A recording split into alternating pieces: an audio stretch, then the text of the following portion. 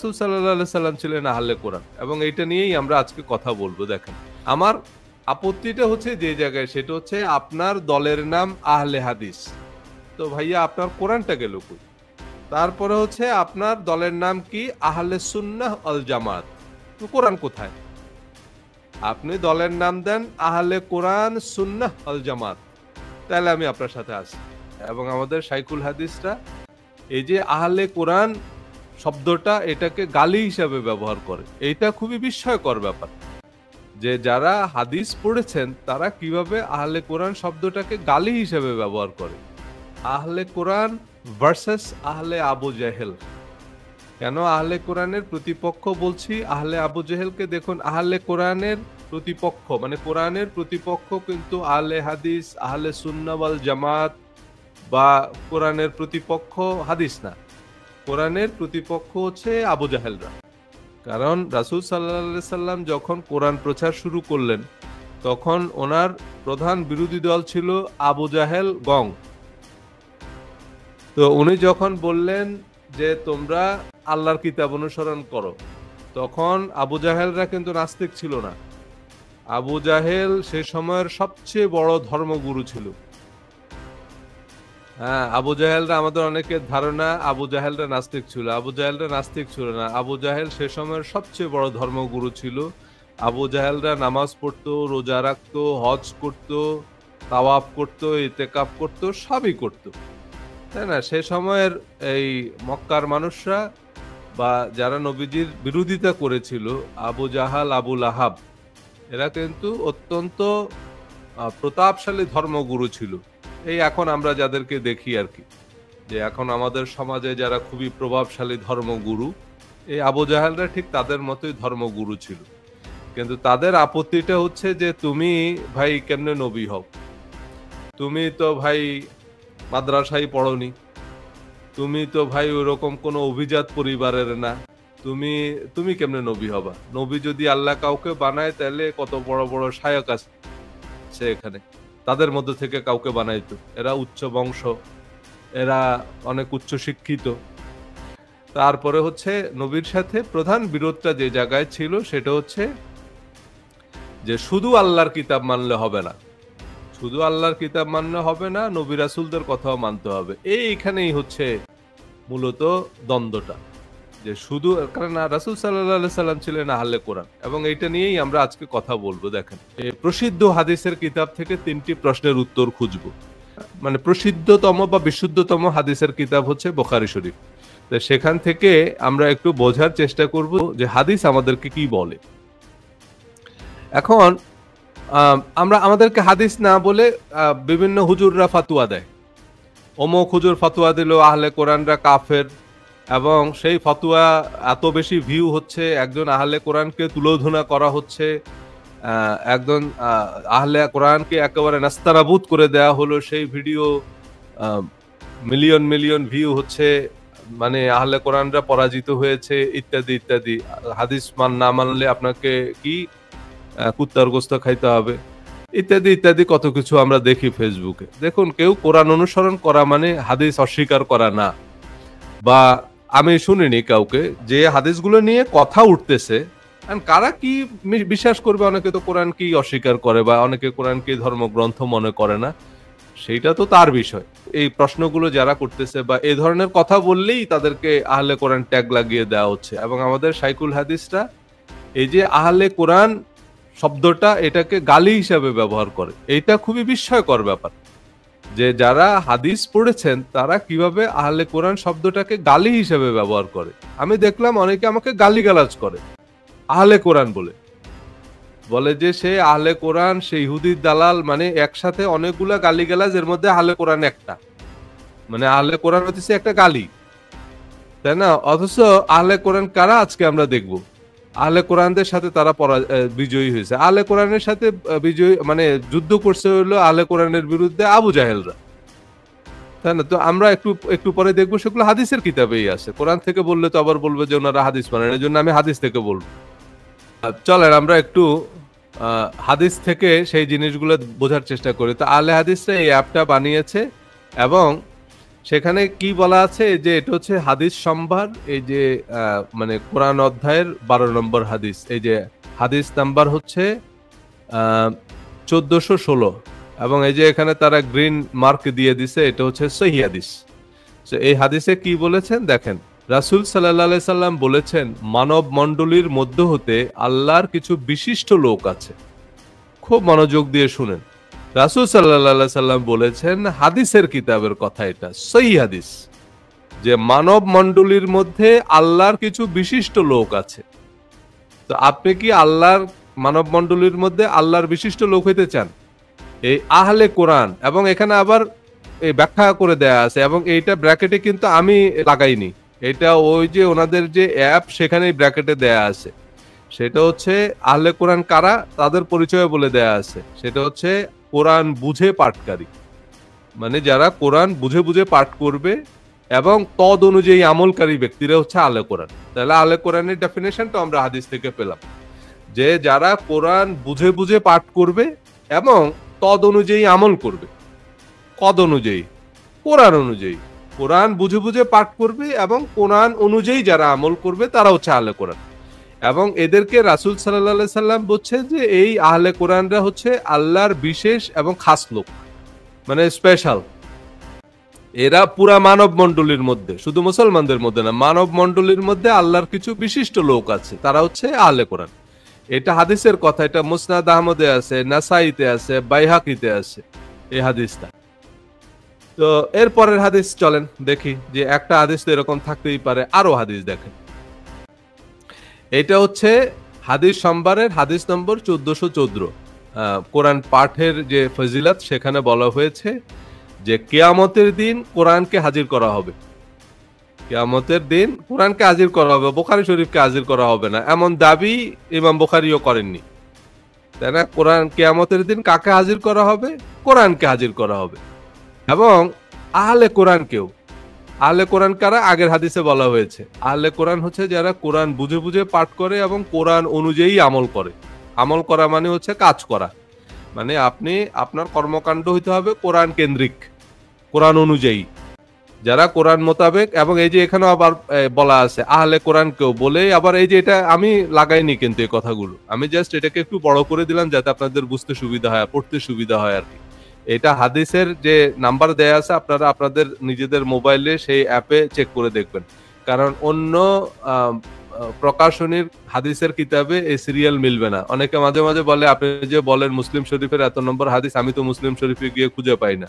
আপনি মুসলিম শরীফ এক প্রকাশনের মুসলিম শরীফের হাদিস আরেক প্রকাশনের মুসলিম শরীফে গিয়ে দেখবেন সিরিয়াল মিলে না। হাদিসের মধ্যে প্রচুর গড়মিল আছে, এবং কারণ এগুলা মানুষ পরবর্তীতে সংগ্রহ করছে, এবং এগুলা এমনকি এই যে বুখারী শরীফ, এটা ইমাম বুখারীর জীবদ্দশায় লেখা হয়নি, এটা ইমাম বুখারী মারা যাওয়ার বহু বছর পরে লেখা হয়েছে, প্রায় 700 বছর পরে লেখা হয়েছে।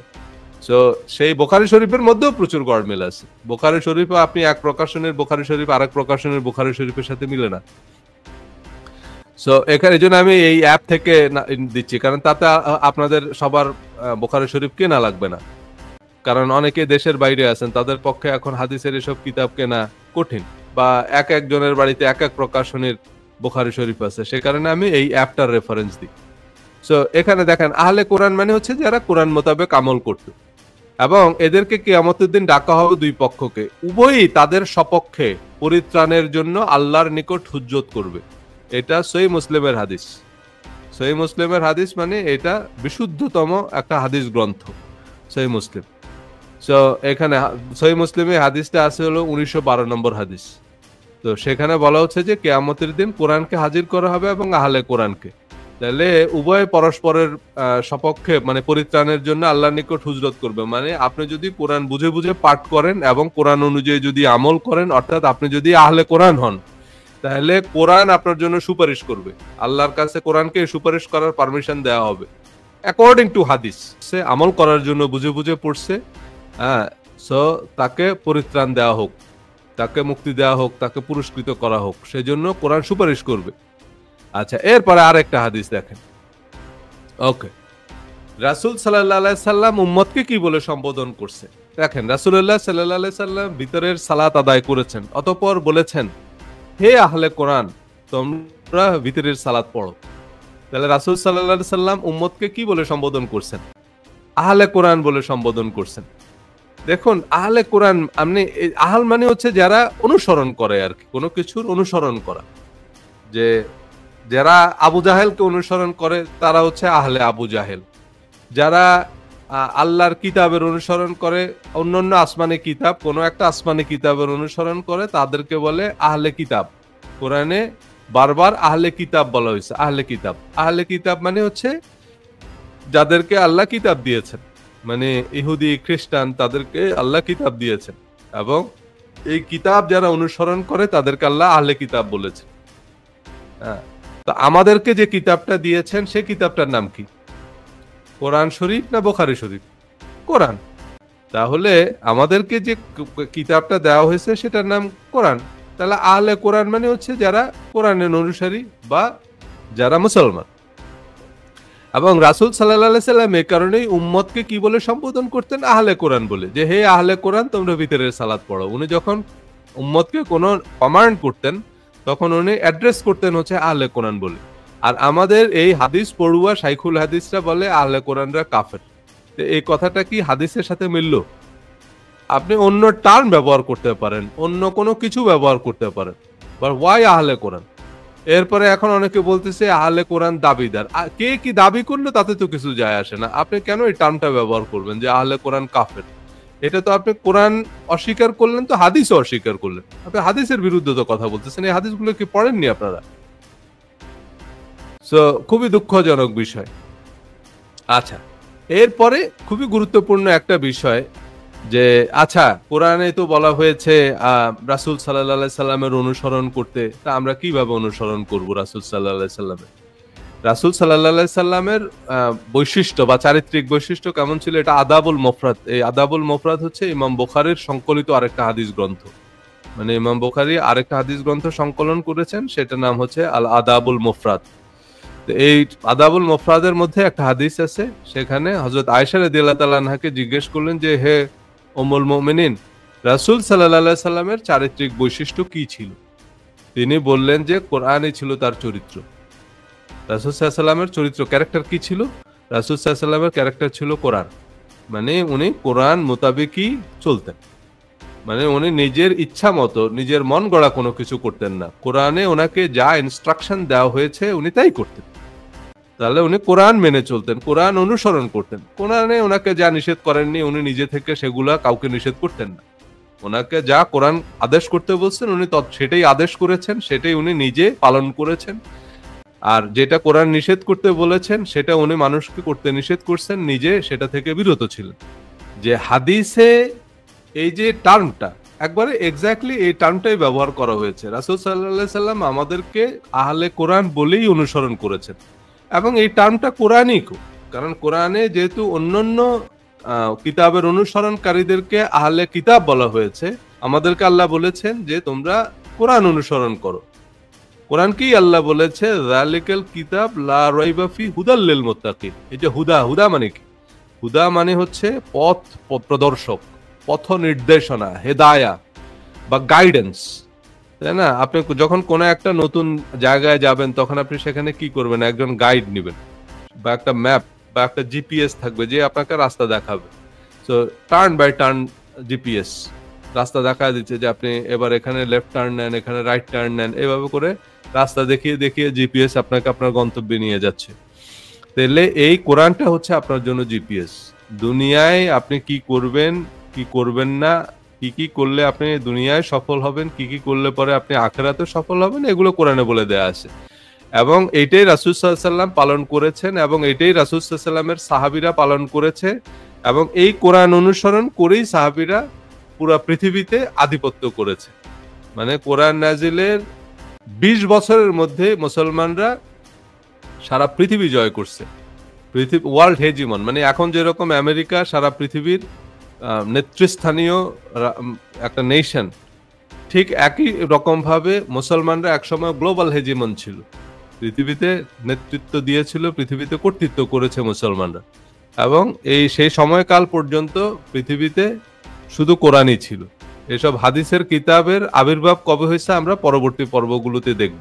যখন আমি এটা ক্লিয়ার করলাম যে না, কোরআনের সাথে সাংঘর্ষিক যে হাদিসগুলো সেগুলো নিয়েই আমরা প্রশ্ন তুলতেছি, এবং আমরা কোরআনের সাথে সম্পর্কিত যে হাদিসগুলো, আপনাকে আগে কোরআনের আয়াত বলতে হবে।